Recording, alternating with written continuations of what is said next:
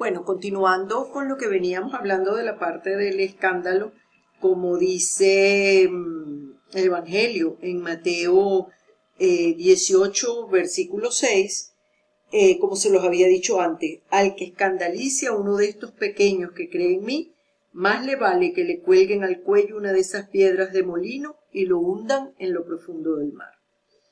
El escándalo es grave cuando es causado por quienes, por naturaleza o por su función, están obligados a enseñar y a educar a otros.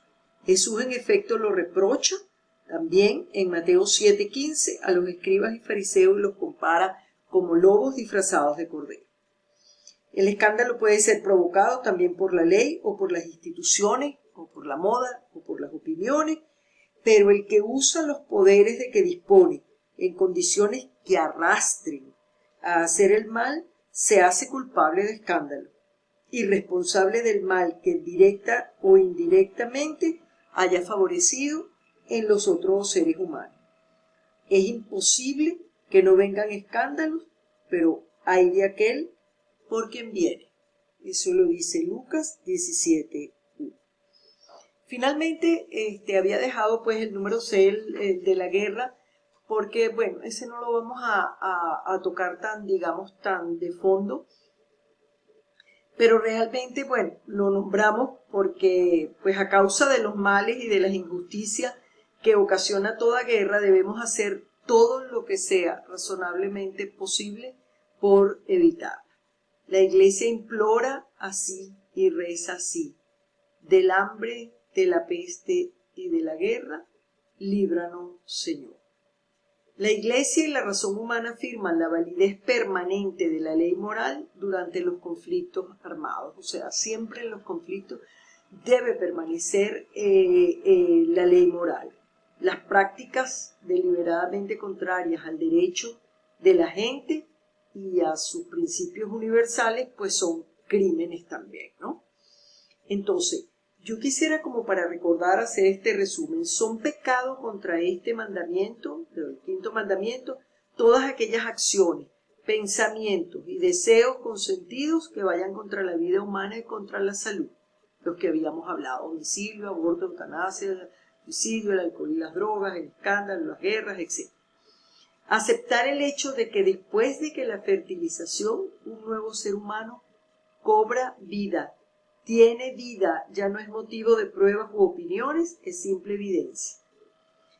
No tengo duda, decía el doctor Jérôme Lejeune, abortar es matar a un ser humano, aunque el cadáver sea muy pequeñito.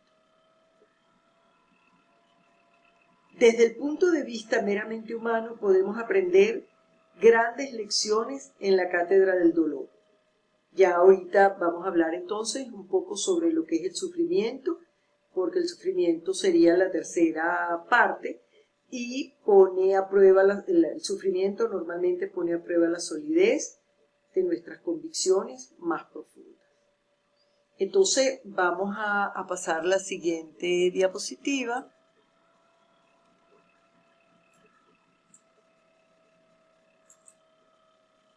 Que sería la tercera parte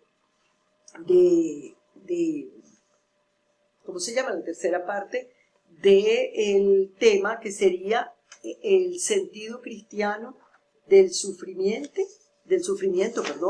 y de la muerte. San Juan Pablo II nos dice en su carta apostólica Salvifici Doloris lo siguiente: como es sabido, el sufrimiento entra en el hombre en distintos momentos de su vida. Se realiza de diferentes maneras, asume dimensiones diversas. Sin embargo, el sufrimiento es inseparable de la existencia terrena del hombre.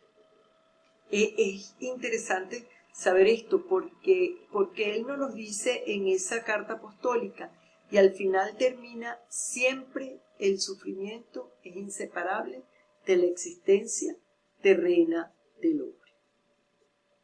Este es el sentido del sufrimiento verdaderamente sobrenatural y a la vez humano. Es sobrenatural porque se arraiga en el misterio divino de la redención del mundo, pero es también profundamente humano porque en él el hombre se encuentra a sí mismo, su propia humanidad, su propia dignidad y su propia misión. Desde el punto de vista meramente humano, podemos aprender grandes lecciones de la cátedra del dolor. El sufrimiento pone a prueba lo que decíamos antes, pues el sufrimiento pone a prueba la solidez de nuestras convicciones más profundas, nos hace más realistas y humildes, nos ayuda a madurar, sobre todo a madurar en la vida, educa nuestra sensibilidad, abriéndonos siempre a las necesidades de los demás. Pero sobre todo, nos sitúa en una ocasión privilegiada para confrontarnos con las verdades últimas de nuestra existencia. La palabra, fíjense bien lo que estaba diciendo antes, que es una de las cosas más importantes. El sufrimiento nosotros pues muchísimas veces no lo podemos evitar porque termina siendo inseparable de la misma existencia terrena del hombre. Pero hay que buscar en el sufrimiento. No es que hay que buscar, sino que nos pone a prueba sobre todo la solidez de nuestras convicciones más profundas. Nuestra fe, nuestra templanza, nuestra fortaleza nos hace más realistas, nos hace humildes, nos ayuda realmente a madurar en la vida. Pero sobre todo nos sitúa en una ocasión privilegiada para confrontarnos con las verdades últimas de nuestra existencia. La palabra sufrimiento viene del término latino sufferre o sufferre, que significa soportar. El que sufre es el que soporta cargas. El dolor, aunque es de naturaleza principalmente física, está íntimamente ligado al sufrimiento, que es algo más que dolor de cuerpo. Usualmente el sentido de ambos términos es intercambiable. Al fin y al cabo, la experiencia de dolor y sufrimiento afecta a toda la persona, porque le afecta su cuerpo y le afecta su alma. El sufrimiento puede convertirse en un gran instrumento de salvación y purificación si se llega a soportar con amor y con paciencia. La palabra clave de nuestra fe no es sufrimiento, sino amor. Y el amor hace que el sufrimiento tenga también sentido. Por eso hablamos tanto cuando se habla de sufrimiento que no es para prueba, para dolor, sino darle ese sentido de cruz, ese sentido de amor que debe tener, por decirlo así, el sufrimiento. Porque el amor es el que hace que el sufrimiento también tenga sentido. ¿Cuántas veces sufrimos nosotros por tanta tontería y nos angustiamos por tanta cosa que no tiene ni siquiera razón y sentido? Y realmente nosotros debemos convertir el sufrimiento más bien en un instrumento de salvación y purificación, porque si se soporta con amor y paciencia se convierte en uno de los principales instrumentos de la salvación de nuestra vida. La palabra clave de nuestra fe no es el sufrimiento, sino el amor. Y el amor hace que el sufrimiento también tenga sentido. Para el cristiano, llevar la cruz a lo largo de la vida es una condición propia del discípulo de Jesús. Realmente, para que el sufrimiento tenga sentido, debemos llevarlo con una gran fe, pero debemos llevarlo por amor.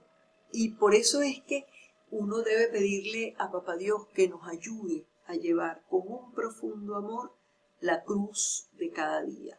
Todas las cosas que tenemos nosotros como, que se nos ponen a veces como prueba, que que a veces nos hacen sufrir de tal manera, no puede tener sentido si nosotros no lo convertimos en pruebas fehacientes de amor. El amor es el que hace que el sufrimiento también tenga sentido. Y por eso es que nosotros en este proceso de santificación, en este proceso de formación, en este proceso, debemos tomar nuestras cruces de cada día, ofrecérselas a Dios y pedirle que nos ayude a convertir estos sufrimientos y todas estas cosas pues, que nos está tocando vivir, que nos ayude a convertirlas en un profundo, convertirlas realmente en amor. Porque para el cristiano, llevar nuestras cruces a lo largo de la vida es una condición propia del discípulo de Cristo, del discípulo de Jesús. Yo a veces, yo no sé si ustedes alguna vez lo han pensado, en ese momento del camino de Jesús hacia el Calvario, que buscaran a un individuo que estaba por ahí, que fue Simón de Cirene, y le dijeron que tenía que ayudar a llevar la cruz. Imagínense aquel momento de angustia y de aquella cruz tan pesada, pero imagínense en aquel momento pensar que aquel hombre pudo ayudar a Jesús a terminar de llevar su cruz. Por eso realmente el amor es lo que hace que el sufrimiento tenga sentido. Y el cargar nuestras cruces de cada día, hacerlos con una gran fe, hacerlo con un profundo amor, es la condición propia que debemos tener los discípulos de Cristo. Entonces, bueno, con esto terminamos esta parte ya se termina la sesión 7. Y bueno, lo dejamos hasta aquí. Un fuerte abrazo y bueno, gracias por escuchar la clase y ya nos veremos prontico. Gracias.